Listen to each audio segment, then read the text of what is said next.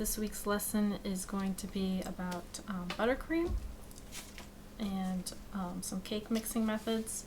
So I'm making a simple buttercream. It's American buttercream. It's the creaming method, so we've done this before. You basically just need a mixing bowl with a paddle, a rubber spatula to scrape the bowl, and make sure your butter's soft. And tomorrow I'll be doing decorations on cupcakes, so you'll need tips, couplers, piping bags, food coloring if you want to color it, and then if you want to make designs, you might need like an offset metal spatula. I prefer the small ones. I'll show you those tomorrow when I do that. Basically it is just a, this is my recipe that I use. It's pure butter, soft, room temperature, 2 teaspoons of vanilla, 4 tablespoons of water. Sometimes I adjust the water depending on the consistency, depending if I'm frosting a cake or using it to make decorations, so we'll adjust that if we need to. And then 2 pounds of powdered sugar, which these bags are perfect 2 pound and they're sifted. I don't have to sift them again. So if you work somewhere at a bakery where they get like the large 25-pound bags of powdered sugar, you might have to sift that because it may come on a cold truck, refrigerated truck, and sometimes the moisture from the refrigeration will make it clumpy, so you'll want to sift out the clumps so that you have a nice smooth buttercream. Otherwise you'll be very frustrated when you're trying to smooth it on a cake or pipe it.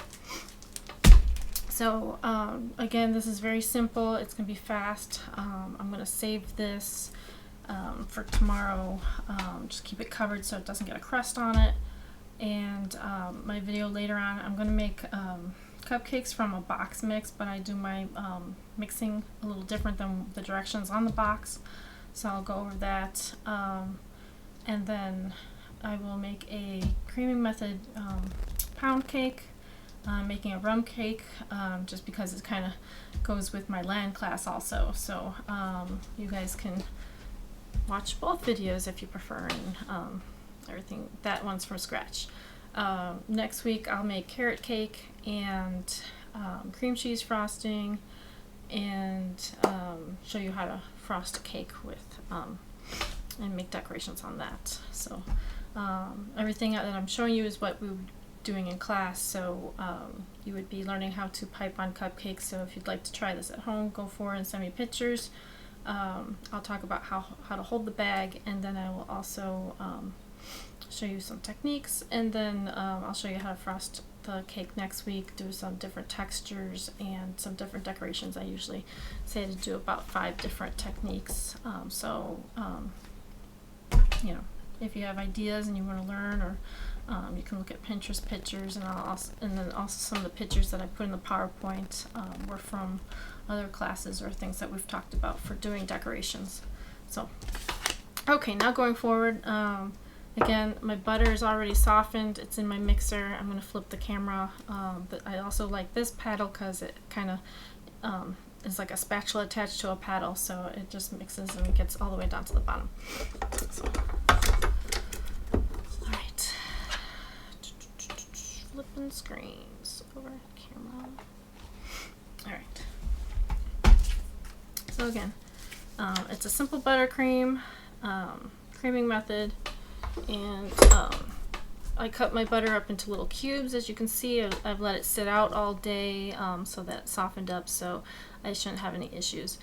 Some recipes do call for shortening, and I used to add shortening to mine. It was either 50-50, so half butter, half shortening, or sometimes it was maybe 75% butter and 25% shortening. So it's just, you know, I changed it to all butter for flavor, and the shortening, they changed the formula several years back when they were changing the trans fat amount in shortening, and I don't think the texture is the same, or sometimes the water doesn't incorporate properly and it doesn't have a nice emulsion, so that's why I prefer to use just all butter now.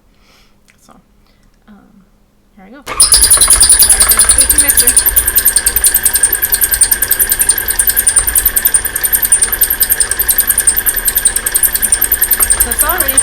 nice and fluffy and smooth. This may take probably 5 minutes if you're if it's not as smooth, or you may have to scrape your bowl.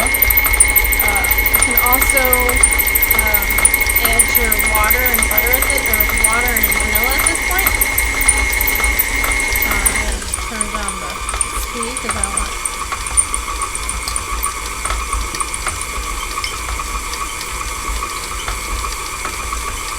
And I like to use just like a room temperature water as well. So.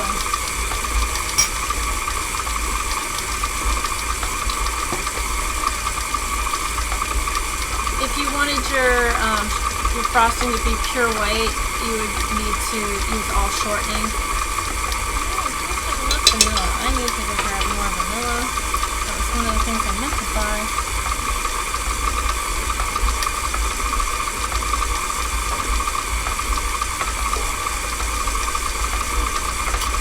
So I brought my vanilla that I made, and I will some of that. There might be a little bit of seed in there from the vanilla beans, so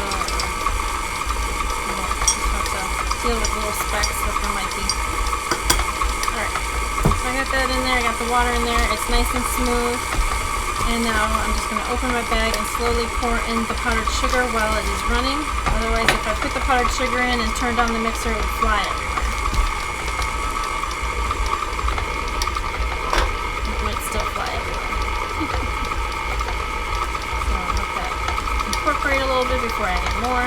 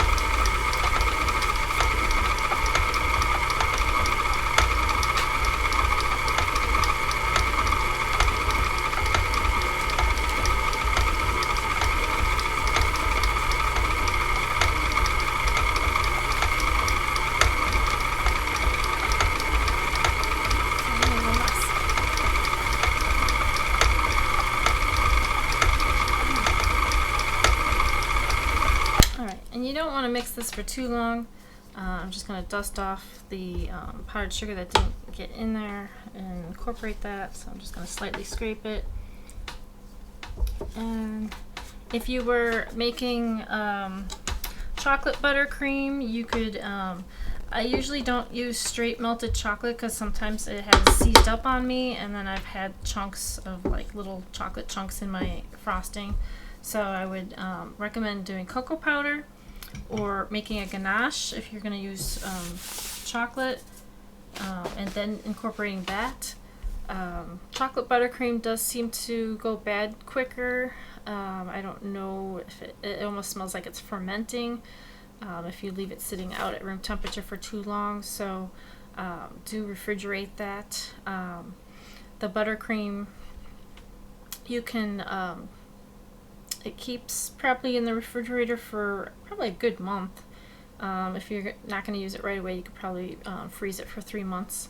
So, I am going to use this to decorate cupcakes. And I have another project that I'm working on for another school. So we're doing fall colors. I'm going to have to check what colors those are. I think they're burgundy and maroon and navy blue, so I'll be making those colors tomorrow. Let me move back to the other screen. Alright, so again, you can, if you were doing cocoa powder, you can mix it with your powdered sugar and mix it in that way, or you could mix it in with the butter before putting in the powdered sugar. Just make sure it's smooth and sifted before adding it. And then, or if you were doing a chocolate ganache, you can add that. You can do both if you wanted to be make it very rich. Cream cheese icing is made the same way, where you would just make sure that your cream cheese is very soft and then add your butter, and they should be both the same consistency and temperature, and just mix until it's absorbed basically. You don't want to over mix this because it gets too many air bubbles. To me it's a nice consistency. If you prefer a thinner frosting, you would just add more water to it. Some people do add milk, but I just prefer water. I just feel like it's it doesn't need any extra stuff in there. Again, you might find other preferences. I'm also going to probably make a Swiss meringue buttercream next week. I have lots of egg whites left over from all these other projects previously that we've done with pie, pastry cream, and cookies. I think had some too. So another reason why I'm using box cake mix is because I need to use up the egg whites that I have. So so again, good consistency. It's going to work well to frost on a cake or make decorations with. So save that for tomorrow. Just keep it covered. Keep it room temperature for tomorrow or for later use. If you refrigerate it, you'll have to let it come to room temperature, and then you might have to remix it to have it a smooth consistency. So, okay, see you guys in a little bit for the other videos.